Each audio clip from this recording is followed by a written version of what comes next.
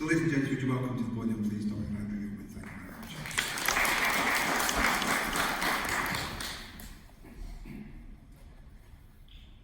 Thank you, Robert, for the warm introduction and for the invitation to be with you today. And it's lovely to see Colette and some of the other familiar faces, Mo and others, and to see so many of you here as well to learn perhaps a bit more about not just PBC, but actually the work of Foundation and this new project 1990, which I think is going to be a really positive development. So I'm going to talk about the patient-clinician partnership. Now, if I was given this talk 15, 20 years ago, it would probably be called the doctor-patient relationship. I think that's probably a sign of the way things have moved on. That doesn't mean to say they've moved far as quickly and as fast as we would like them to, but things have moved forward. And I'm a firm believer that language is important, so the patient comes first, okay? It starts with you, and then we help support you within that. So I think the way this is ordered is absolutely the right way. And also clinician rather than doctor, because modern healthcare is not just delivered by doctors, consultants, people wearing white coats and sitting in stuffy offices, being very high-handed to everybody. We're much more egalitarian, the system's much more diverse, we have excellent specialist nurses, there are even pharmacists involved in some services, and that is all to deliver highly effective care for you, so you're receiving the right standards of care along initiatives like the 1990 project. So, does anybody know who this is? Yes, this is an Ira Bevan, okay? So I've put up a picture of Ira Bevan, not because I'm Welsh, which I am, and he is, okay, or he was. It's not because he's the founder of the NHS. It's not because he was a terrific orator.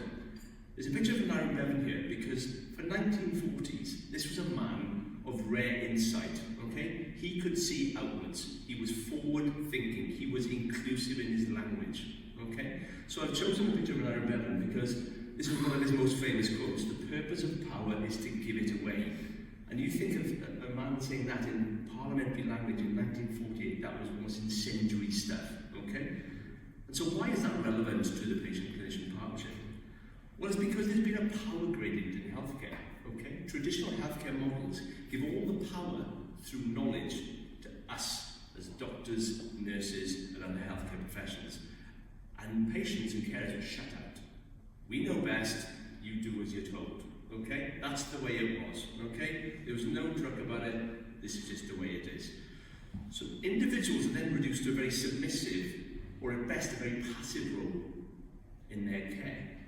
And very often if you don't know why you're being asked to take something, you're not going to take it.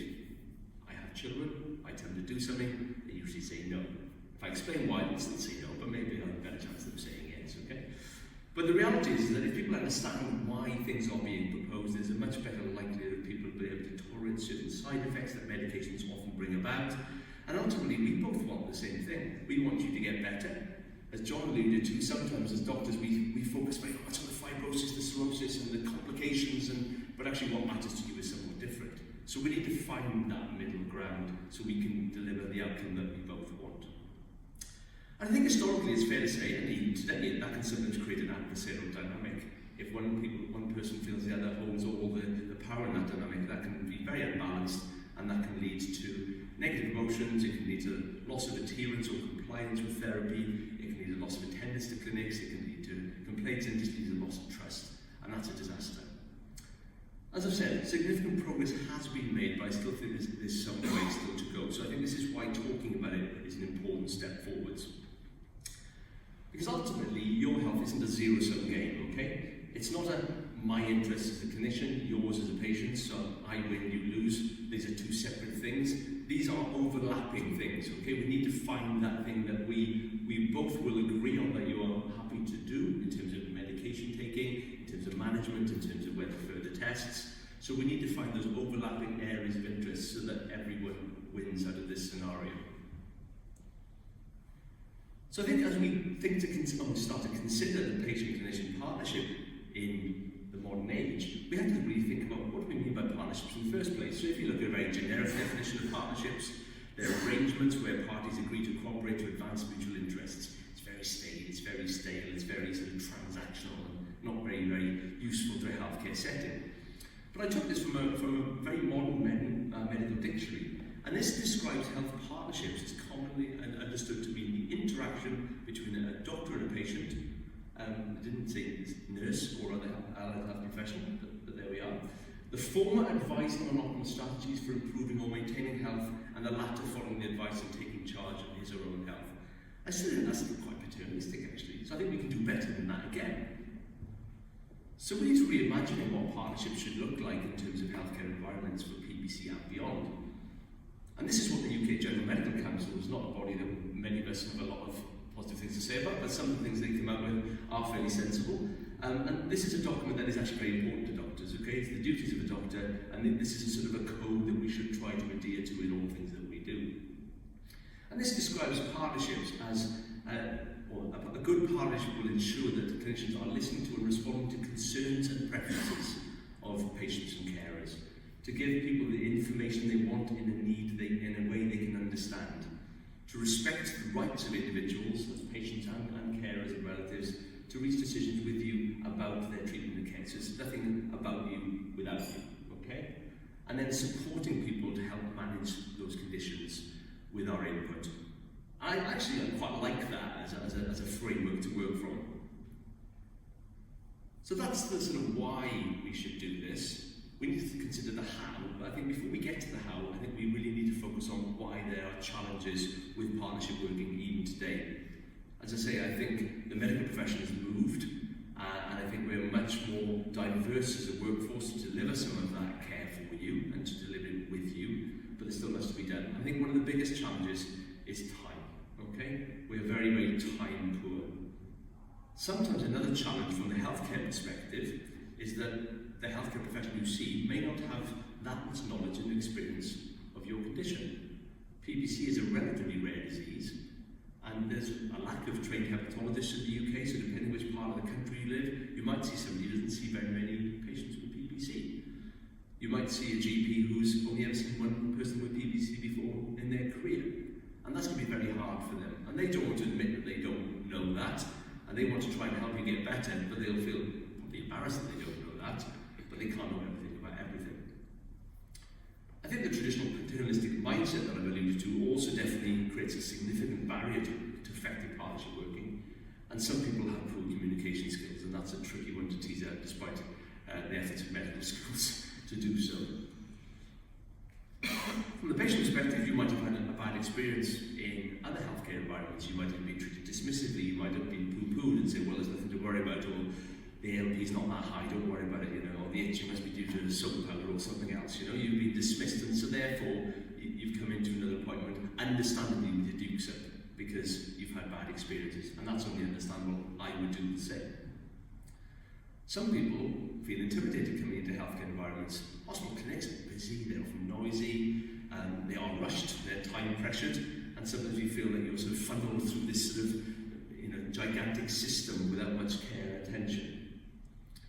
It amazes me rather, it's always remarkable how much patients often trivialise their own symptoms to try and make us feel better sometimes. Say, how are you then? And they go, actually I'm not too bad. But actually they get out and you can see that they're scratching like crazy on the way out of the clinic. It's some people will still try to protect us and not make us feel bad that the treatments we've given are not working by downplaying symptoms. So it's really important that you're honest.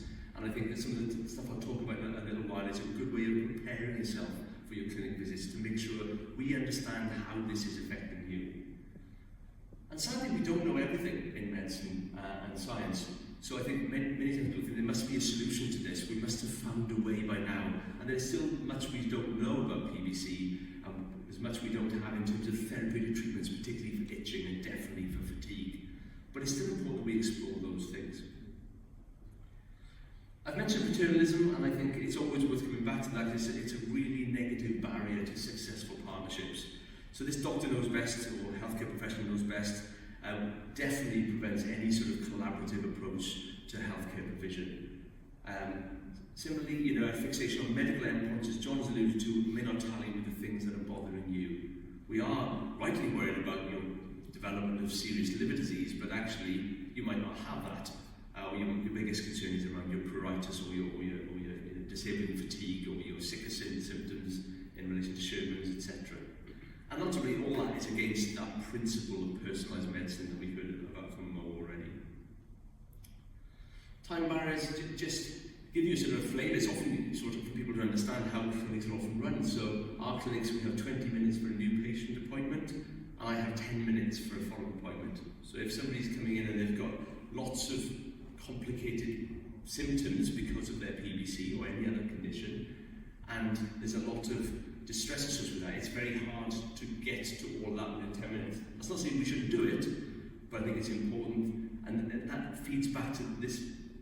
If you can be as prepared as possible for your appointment, you are pre-armed with all the information, you can get more out of the appointment that will benefit you going forward than if we have a very sort of nebulous conversation. Because we can all lapse into, hi, how are you, and go around the houses bits and pieces before we get to what really matters around that appointment. So sometimes we do need to be relatively direct so we can get the right answers and the right treatments and the changes in your care.